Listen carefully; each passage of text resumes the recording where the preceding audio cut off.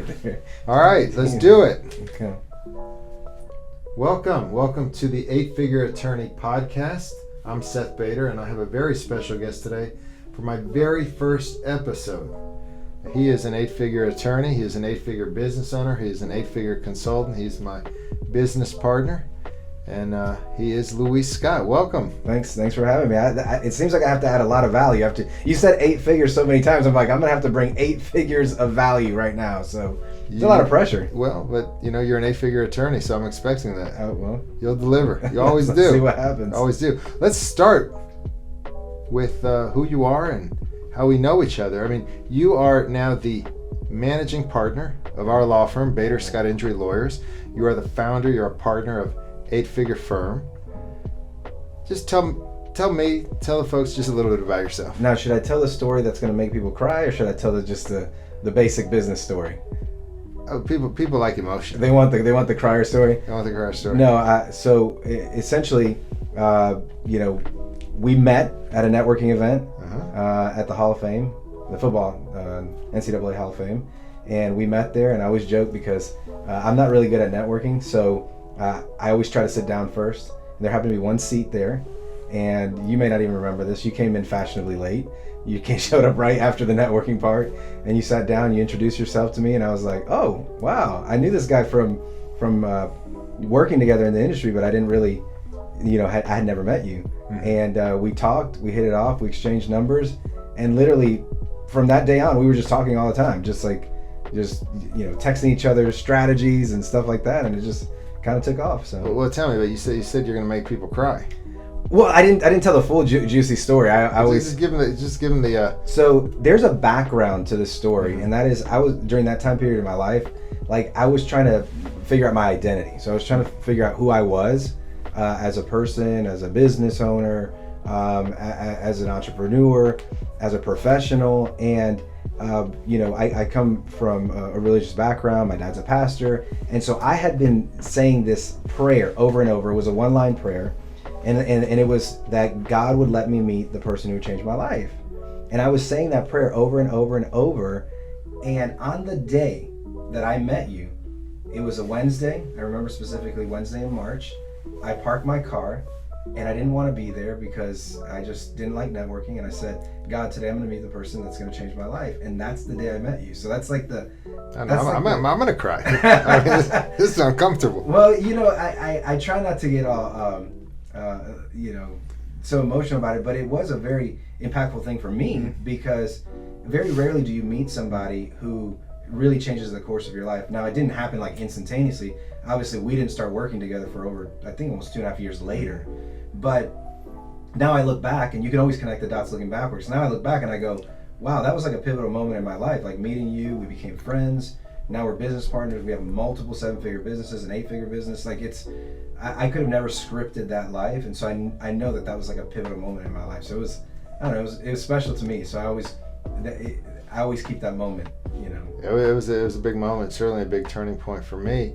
And as you mentioned, we didn't start working together, at least in the same business, for a few years. But you joined the firm in 2018. Actually, we're coming up on our 3-year anniversary. Yeah. So congrats to us. Yeah. Sure. But in just 3 short years, really, it actually happened in the first year. Mm-hmm. We went from a 7-figure business to an 8-figure business. Yep.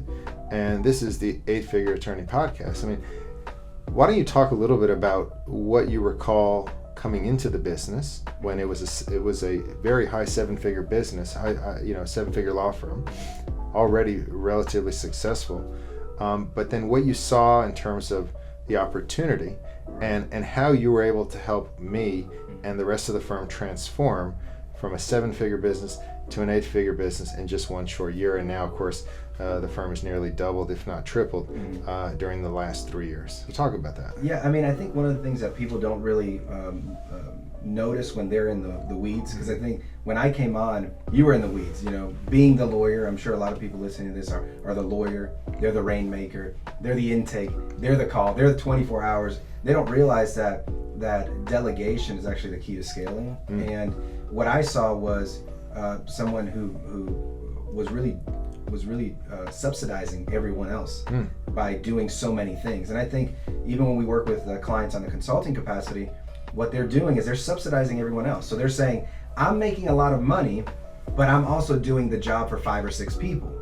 And that's not scalable. And so that's what I saw coming in was very successful business, but it was an unscalable business. And so we had to transition that into a scalable business through hiring people, developing better systems, keeping the marketing going, which is constantly a struggle. We were even talking about that this morning.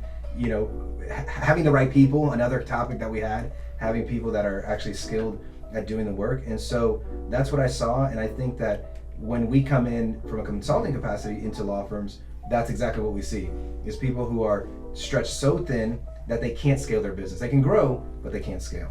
Yeah. Well, I'm curious, going back, you came in, I remember one of the first conversations we had, you said, Seth, we've got 25, 28 employees. A year from now, we're going to have 100. Yeah.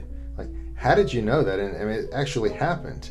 And with the growth and the addition of all of these incredible team members, the firm actually grew significantly. So I'm just curious, how did you know that? How did you have the vision and the foresight to know how many people we needed and have the confidence to make that investment? Because I know a lot of law firm owners and certainly a lot of business owners are afraid to do that. Yeah.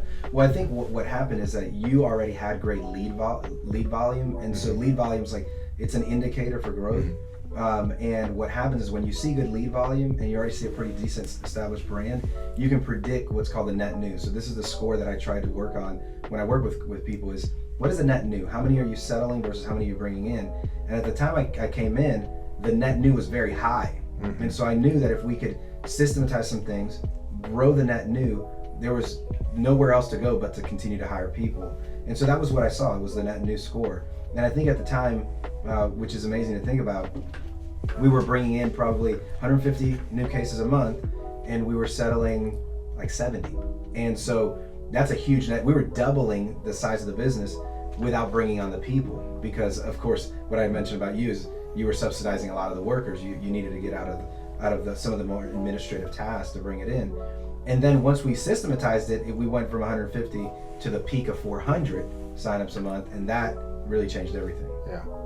Well, let's talk about growth and what it takes. A lot of times people don't realize that before you can actually grow, before you can start hiring people, before you can change your marketing or change your systems, it really starts with your mind. Yeah. So talk a little bit about mindset. What is the mindset of an 8-figure attorney? I mean, because I know, but I want to hear it from your perspective. And how do you cultivate an 8-figure mindset for yourself and for others? That is a really, really good question, because just working with people, whether it's working with a client or even working with a consulting client on another law firm, mindset's everything. And a lot of people think that it's the mechanics, it's the doing, and it's not really even the doing, it's the willingness to do. It's the ability to say, this is the right decision, I'm going to do it, even though it scares the mess out of me. And I think a lot of people are just scared to take the leaps. Recently I was with Rachel at the lake, and there's this big structure, and on the structure, you can go up on the rooftop. And so she wanted me to go on the rooftop and jump off this thing. It's like 25 feet. And I'm like, you are absolutely crazy. I'm not going to jump off that. But I said, I'll walk up there. So I had the courage to walk all the way up. And then we got over the banister, and I stood there, and it took 7.5 minutes. They recorded the whole thing. It was 7.5 minutes for me to jump off this thing.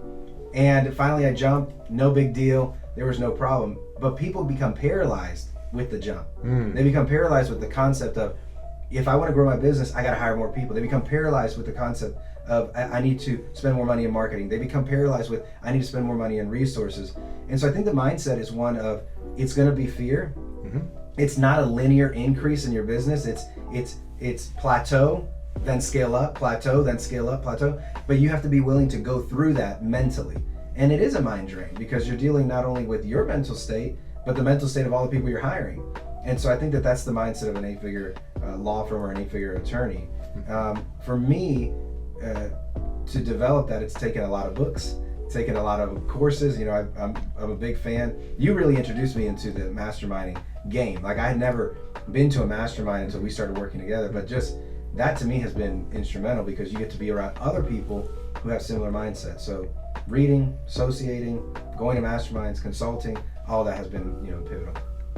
You've talked to me a lot about reading. You just mentioned it now. Yeah. What's the connection between reading a book that might cost you $10 or $15, $20, or reading several books and then exploding into having an 8-figure business or multiple 8-figure businesses? So this is what I'm about to say is like probably really controversial because I've heard different things. I've had consultants tell me that it's crazy what I do, and if you watch Dan Pena, he's like the $1 billion guy. I don't know. He's a motivational speaker. He says there's no reason to read books. Just go out and implement and execute. I think that unfortunately a lot of people don't have the mindset, and they need to develop the mindset. So for me, reading a lot, I try to read at least 30 books a year, but I've read 50 books plus on multiple occasions. What it does, it develops discipline, and then it just buries the you can do it into your subconscious. Now, you still have to jump off the ledge. It's not just I can do it, I can do it, I can do it, I can do it standing there forever. It's I can do it, and then I actually do it. And so how many books do you have to read or how long do you have to read? I always say until you do it. You just got to keep doing it. Because I've never met anyone who has a problem executing that just starts executing without some kind of catalyst. And I believe reading can be that catalyst for you because it builds that discipline, it gives you that knowledge, and it gives you that belief. So is there any specific book or author that you feel has really profoundly impacted you in that regard and really giving you that confidence to take that leap? Yeah, I mean, I read so much. Yeah. I don't know. I think it's like a combination of books. I think about it like math. Math, right? But do you remember what was the instructor that changed your life when it comes to math? It's really, really hard. But when it comes to leadership, which I think is the prerequisite for really scaling your business, is having strong leadership. I'd say John Maxwell is one of my favorites, and he has something called the law of the lid, where he talks about how you're only going to grow to the level of your lid, like whatever that is. And so I'm always like, I'm scared I'm going to reach my lid, so I'm constantly reading, so I make sure I never reach my lid. I want to constantly be growing. Yeah. Well, let's talk about vision, because I think there is a connection between mindset, growth, and vision. You can't really, you got to have the right mindset, but if you don't have the vision for where you're heading, it's really hard to actually arrive at the destination because you don't even know where you want to go. Right. So talk about vision for you, either personally or in the context of either one of the businesses that we own together. The interesting thing about vision, and I also learned this working with you, was I didn't have a lot of vision. I was just very ambitious. And there's a difference between vision and ambition. Like vision is being able to see the future. I have a hard time. Interestingly enough, with all the planning that I do, I have a hard time seeing the future for what it's like. I could have never envisioned the iPhone, but now that I see the iPhone, I can envision all the things that the iPhone can do. And that's the difference between ambition. Like I can take an iPhone and create a bunch of things out of it because of ambition, but I could have never envisioned the iPhone. And I think that if you are like me, you have to be with someone who is a visionary, who can see the unseen, who can see things. And that's what I think, that's why our partnership really works, because you're much more visionary in that regard. You're also ambitious, but you're much more visionary. Like you see things, and sometimes I'm like, dang, I would have never even thought of that. Like it's very strange.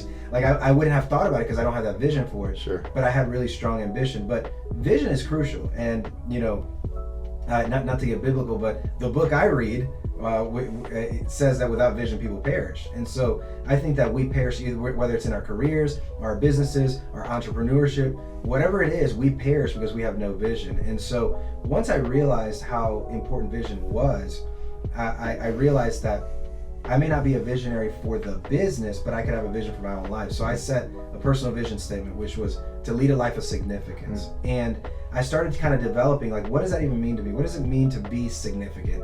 And for me, it was leaving impact, creating more from just my life than just what I could gain for myself. And so that's what really excites me about what we do as a law firm, because as a law firm, we're impacting thousands of people every year. Every single year, thousands of people. And now with consulting, we not only influence the 1,000 we influence, but we influence the thousands they influence by influencing them.